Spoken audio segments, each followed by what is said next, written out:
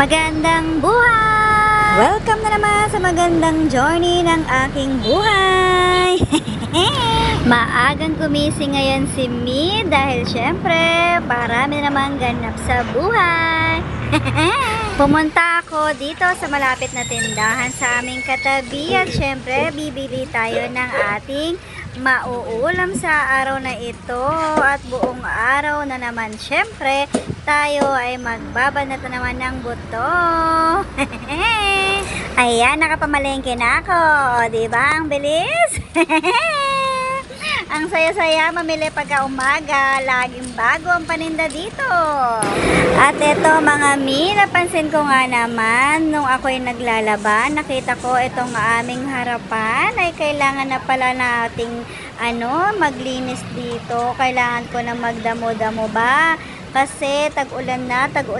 Alam niyo naman mga Mi, uso ngayon ng dengue. Kaya kailangan nating maglinis-linis ng ating paligid mga Mi para iwas sakit ang ating mga anak. Uy, tignan mo, jackpot mga Mi. Parang may nakita pa ako something dyan. Ayun may dumaan na kay Marites pa ako. Ayan mga Mi, tingnan na, meron nga naman talagang pera sa basura. Swak na swak talaga. Piso lang yan mga Mi, pero kung alam nyo lang halaga ng piso, kayo matutuwa na. Balak ko dyan mga Mi, maglagay ng mga iba't ibang klase ng pananim. Gusto ko sana Mi dyan, mga gulay-gulay sana, para makatipid-tipid naman tayo sa mahal na bilihin ngayon. Pero mga Mi, hirap man akong umupo dyan dahil sa laki ng aking tiyan. Ay kakayanin ko yung malinis mga Mi. Talaga nga naman, kung gugustuhin nga naman talaga ay may magagawa ka talaga mga Mi. Diba?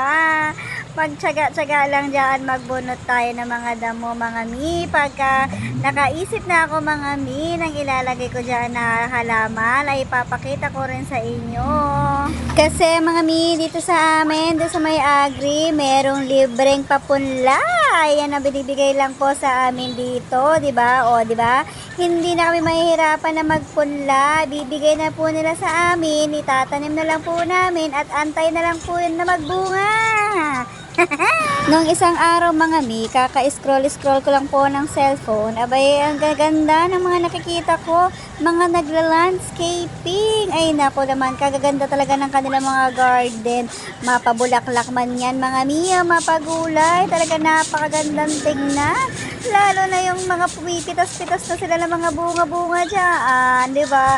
Ang sarap yung pakiramdam ng ganon mga Mi. Kaya ito, pagtsatsagan ko tong linis mga Mi.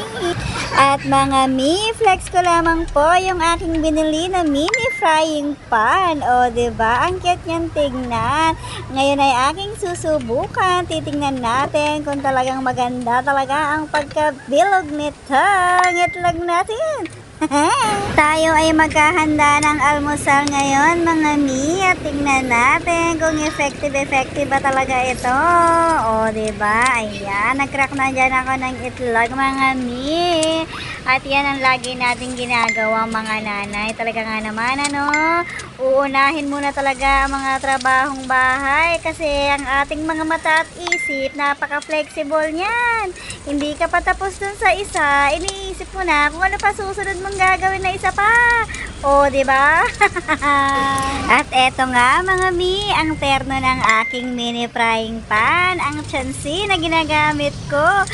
Diba? Alam nyo ba mga Mi, enjoy ako gamitin ito ngayon.